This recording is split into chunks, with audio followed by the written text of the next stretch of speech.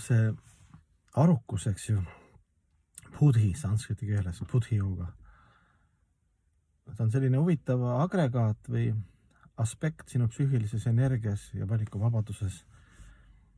Et kõigepealt sa pead aru saama, kuidas sa arukust toidad, et su arukus tugevaks, et õiges suunas seda keha ja mõistuse tööd ja elu eesmärke ja elu nägemust ja tundemaailma nagu suunaks.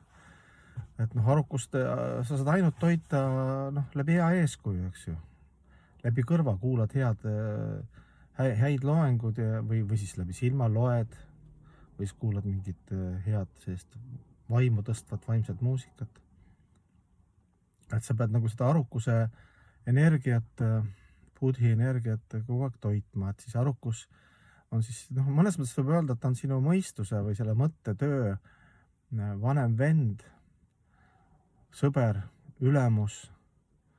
Et nii kui ta allub nagu mõistusele, sest mõistus allub tavaliselt kehale ja meeltele, nii on pekkis kõik. Nii see arukus kasutab sind nagu maailmas on vaja ju tipparukust, et pomm visata kuhugi maha ja sõda kuulutada või lüpsta loodust. Seal on vaja arukust, eks, aga sellist arukust toetab vales suunas, kuna arukusel on ka vaja haridust. Kui on lihtsalt arukus, et sa kogu aeg mõtled mina, mulle, minu, kuidas nagu paremini ekspluateerida kõike ja kõike, allutada minule, sa võid ka geenius, et kuidas selle peale tuli, eks ju. Ma ei oska öelda seal, mis variandid seal on maailmas seal, kuidas see loodus lüpstakse ja kuidas see hankara, see vale ego siis toimib, kas see on rahvana, parteina või isiksusena, kuidas siis see vale ego, jah. Ja arukus on siis lõpuks arukuse, kui sa oled teda toitnud õieti, eks ju, siis sulle antakse võimalus selline pilet nagu näha kõrvalt oma tundemaailma, sest sa oled nagu nii osake tervikust ja siis seal vastavad ilmale, kuidas keegi sulle ütles või kuidas keha tunneb, eks ju, seal tervisevärk või mis sa oled vaadanud seal netis või kõik see nagu mõjutab su alateadust ja teadust. Ja siis arukus, vastavalt sellele, kas ta on tugev või nõrk, hakkab siis seda elu ehitama. Et kui sul on see nagu hea haridus, siis sa näed kõrvalt isegi, kui sul vanad samskaarad või harjumused hakkavad sind viima, sinu meelte ja mõistuse jõuga kuhugi nagu vales suunas, enesehävituse või looduse ja jumala seaduste hävituse poole. Siis arukus on see hea ülemus, kes nagu ütleb, et ta kui näeb ära, eks ju, aga siis ta hakkab nagu armastusega suunama vaikselt nagu, ma ei oska öelda nagu, ütleme lihtsas mõttes, et sa tõused hommikul ülesse, juba meeled, see, kuidas sa oled maganud, see hakkab dikteerima sulle mingit tunnet, mingit emotsiooni. Arukus vaatab.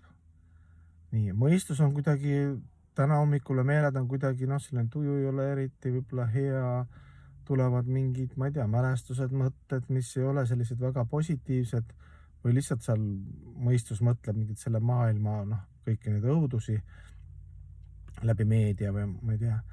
Ja siis arukus on siis see, kes võtab vaikselt käest kinni sinu mõistusele, sinu tundemaailm ja hakkab viib sind ja tubli, nüüd nagu mina, eks ju, võtab sind auto peale, nüüd lähed loodusesse mantrat kordama. Hoolimata sellest, eks ju, et see jonnib, mõistus jonnib, meie tundeelu võib-olla ei ole hea tunne väga, võtab see arukus, ikka viib sind hommikul jälle loodusse, näed, siin on puu, kallistad seda puud, nüüd on palvehelmed, nüüd teed oma ringid, iga hommikused ringid, eks ju. Eks arukus on see, kes püüab juurutada meisse läbi regulaarsuse, läbi ilusate rituaalide nagu teist tundemaailma, teist elu, teist jõudu. Ta kogu aeg nagu tegeleb seda nagu lapsevanemaks. Ja jonni ja muidugi ikka võtab käest kinni vaikselt viib nagu õigesse kohta. Nii et tugevat seda arukuse jõuda, sest arukus pidi olema ikka hingele lähemal kui mõistus ja meeled. Ja hing on kõige lähemal ülihinge, siis selle püha vaimuga kristlikus keeles paramatmaga.